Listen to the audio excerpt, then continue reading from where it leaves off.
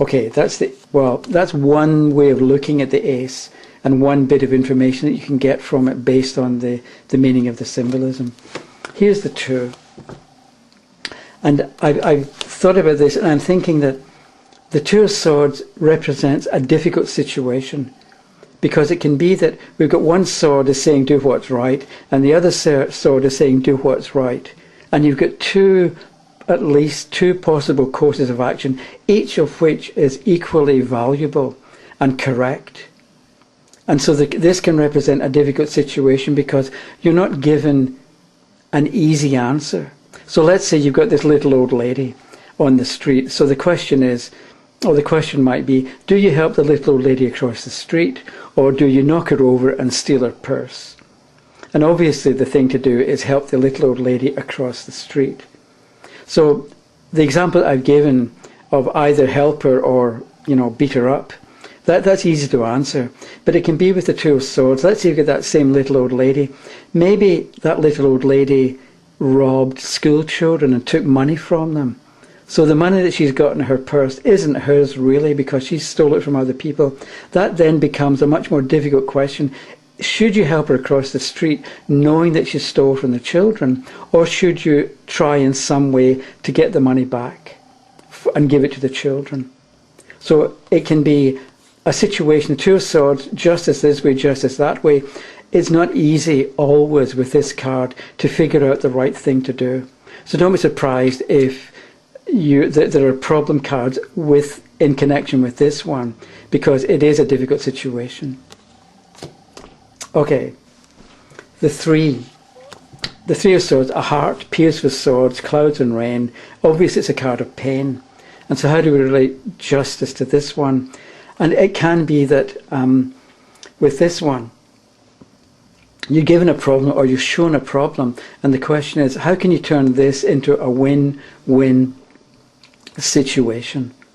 You know what I mean? Because people can do that. You look at the situation. How can we deal with the situation so that everybody comes off feeling that they've benefited and they've gained from the experience or from the transaction, whatever it happens to be. So it's a bit like if you have to tell somebody, sorry, you're being let go, you're being fired. You don't, smack them in the mouth at the same time. So maybe what you do with, there's bad news to be delivered and you can't get over the fact that the person's being laid off.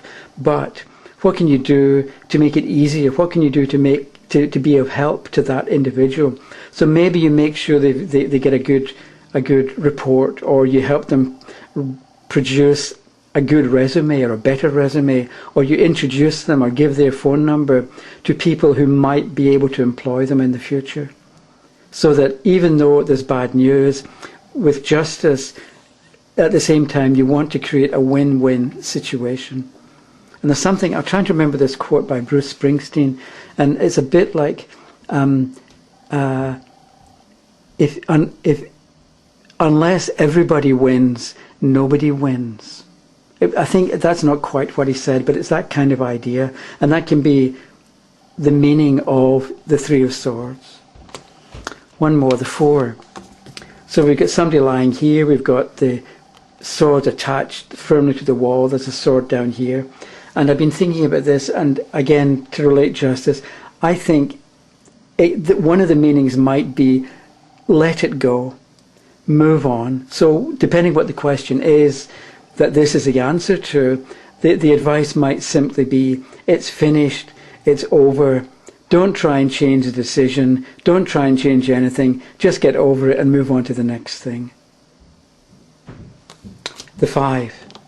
If justice is, or if the sword is justice, we can look at these. We get the person in the front, the one who's been damaged in the back, and the person going off. And it looks like, I would say that this is telling you what to do. You're supposed to be like this fellow here. You're not supposed to be like him, enjoying the pain and the suffering of other people. You're not supposed to be like this person who has been hurt. You're supposed to be like this one in the middle, who's going off to be of assistance to the person who's been defeated. He's not interested in taking on this guy here. And so this can be, with this card, you have to be of assistance to other people. Be like the one in the middle. The Six.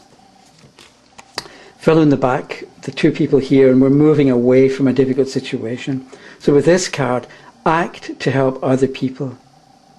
And it can mean as well that by helping other people, you're actually helping yourself. And there's somebody, I can't remember who it was, years ago said to me, you get back what you give out. So if you're giving out hostility and aggression to the people that you meet, you're going to get it back from them. Whereas if you're giving out tranquility and peace and love, let's say, then you're going to get a much more peaceful, friendly reaction from other people. And it's a bit like at the end of Abbey Road by the Beatles from all those years ago. I think it's John Lennon who sings, and it's at the very end of the album, and in the end, the love you make is equal to the love you take. And I always like that sentiment that you're better to be friendly and helpful. In a general way, it goes through life being friendly and helpful, and you get friendship and helpfulness back. The 7. So we've got 2 pieces of justice stuck in the ground, and this fellow making off with 5 of them. And so it seems to me it's a bit like this fellow has lost the plot. You know, he's not sure. He's got confused. And it's as if he is wanting to pick and choose instead of accepting what has been decided and accepting what has been given. It's a bit like trying to twist things to suit yourself. Picking and choosing it doesn't work as well as leaving things in the ground and leaving things as they are. This 8 person's tied, stuck, the swords around. How are we going to add justice to this one?